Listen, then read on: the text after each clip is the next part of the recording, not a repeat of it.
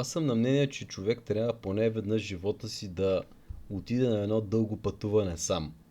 Да отиде на място, където винаги е искал да отиде, да посети места по пътя, които не е очаквал, че ще види и да му се случат неща, които не е очаквал да му се случват, просто за да опознае себе си най-малкото.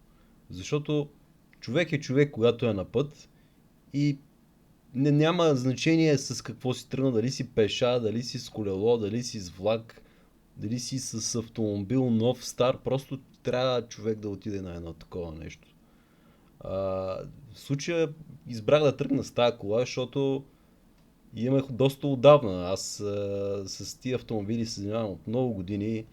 Имам най-различни пътувания, обаче те не са толкова дълги. А специално тази кола я купих някъде 2017-18 година, ако не се лъжа. И просто намерих я под една бърза обява, отидах, купих я и последва една, бих казал, доста кратка реставрация. Мисля, че за под година я направих цялата от до и обикалих с нея. Ходих на морето, ходих наляво надясно.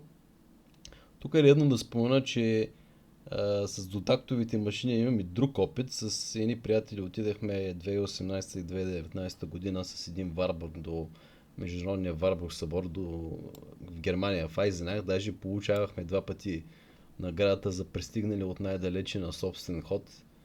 И 2020 година удари пандемията, която естествено замрази всичко, но 2021 година беше моята година, в която просто ще ида някъде сам, за да направя това пътуване, което винаги съм си искал да го направя. И това беше и точно снимката, която и ме накара да отида там, и в този сайт Motorcycle Diaries а, беше място, където четах ревютата на мотоциклетистите за най-различни пътища. Общо така си избирах дестинациите.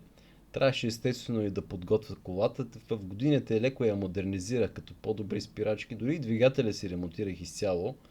Независимо, че той беше реставриран, беше с стар колянов вал, който аз всъщност смених, след като аз го ремонтирах.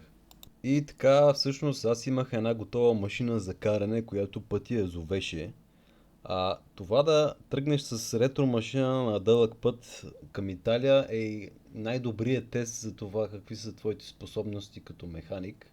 И е един много по-различен начин да обиколиш и да разгледаш, отколкото ако тръгнеш с нова кола. Предизвикателствата са много по-различни и бих казал е много по-интересно и много по-вълнуващо в това отношение, отколкото с новия автомобил, който просто се возиш и не мислиш за нищо.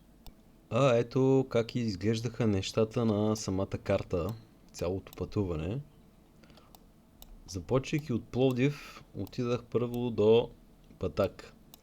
От Батак до Юндола, и ето този път, който е между Велинград и Юндола, тук надолу до Якорода, би казал, че е доста хубав път.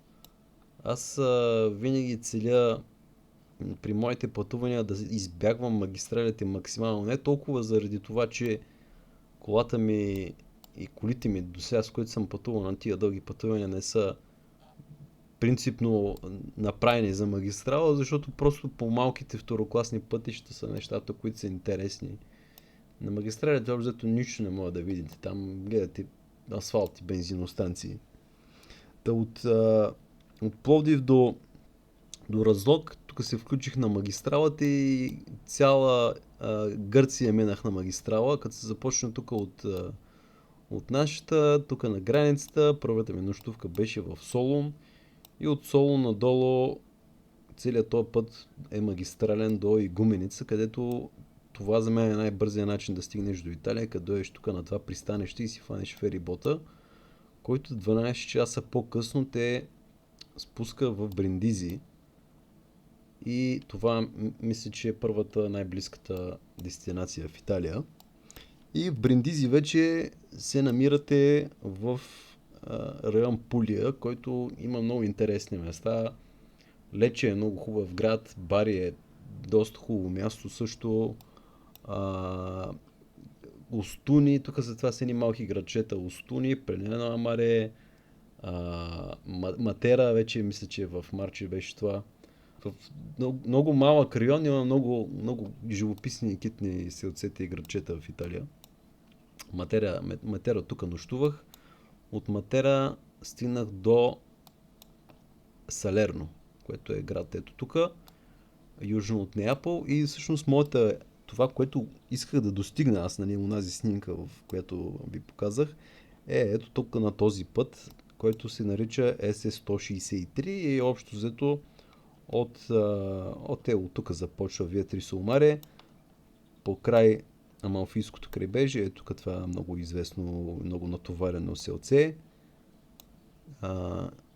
и Позитано, което е всъщност най-известното от всичките, до Сан Пиетро. Ето този участък е това, което аз исках да мина. И след това се насочих, нощувах тук в Соренто, след което се насочих нагоре, на север, тук покрай Касино Монте, Касино е това абатство го посещавам няколко пъти заради много, много значителната битка тук, за която ще обясна малко по-късно.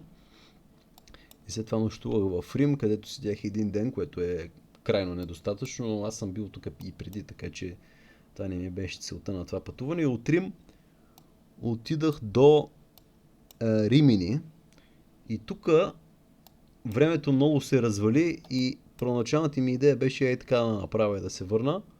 Обаче това не го осъществих и слязах надолу до Анкона, където също има пристанище и фанах ферибот обратно до Хърватия в Сплит и от Сплит минах по D8, което е Ядранската магистрала, така наречената, до тук нощувах в едно много красиво местенце тук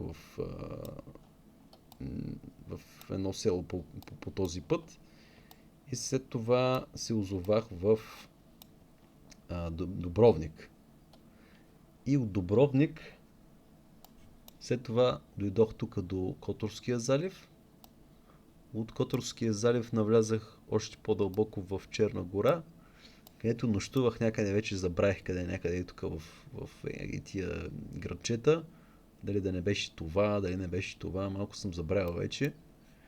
И след това от Черна гора влезнах в Сърбия до магистралата, която води до София и така всъщност аз се прибрах. Солун е един доста жив град, бих казал, доста класическо гръцки, такъв, който инфраструктурата е почти разпадаща се, но откипи от живот и беше интересно преживяване. Пътя с ретро-кола, която е на 43 години в случая тогава, е доста по-различно от съвременните. Трябва за много неща да внимавате и големия проблем в случая е скоростта, но това те принуждава да се движи с едно такова по-различно темпо и да се наслаждаваш повече на момента и на емоцията. А между другото това е единственото нещо, което ми се развали по пътя през цялото пътуване на чистачката. Като пристигнеш в Игуменица, там е пълно с всякакви такива пътешественически автомобили, някакви офродери, 4x4, цели камиони. И ето, примерно, една Лада Нива от Швейцария с ремарке старо. Но много честа гледка беше и пенсионирани западноевропейски хора с такива големи камиони. И естествено, както всяка година, която съм пътувал, се зададе някаква страшна буря. И пристанищата са като летищата. Там трябва да имате билет, който не е билет и трябва да отидете в администрацията на пристанището да ви го заверят, за да може да влезете на територията на пристанището, да ви допуснат да се качите на кораба и паркирате много близко до всички автомобили. В този случай беше това така. И се качих вечерта и следващата сутрин, т.е. 12 часа по-късно, вече бях почти в Италия. И там насетне започна всъщност интересната част, бих казал. Движейки се по второкласните пътища до Матера, за паркирането в града и както всички останали градове, където съм бил, просто съм паркирал на безплатните места. Ако като се ориентираш достатъчно добре, не е никакъв проблем да си оставиш колата на някъде, където може просто да си оставиш. Тук е една си в някакъв филм. Някои хора си живеят действително в тия камъни. Матера просто не те подготвя с нищо за красотата си. Като влезеш е просто един обикновен град и старата част изведнъж ще се появява, ако отидеш там неподготвен като мен.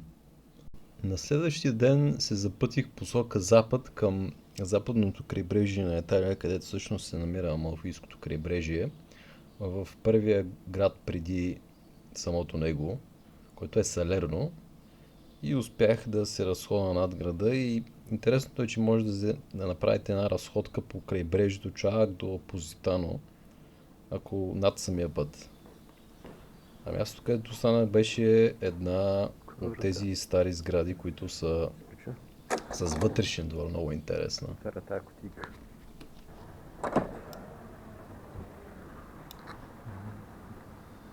Въобще целият град има този дух много приятен.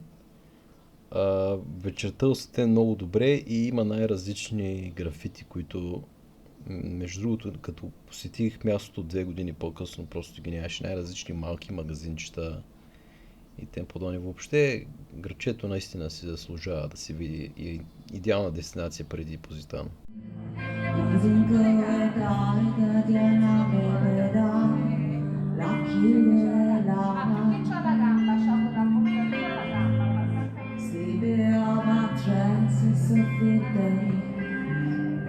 Everybody said you were killing me, die. Couldn't hold it where I was feeling the day.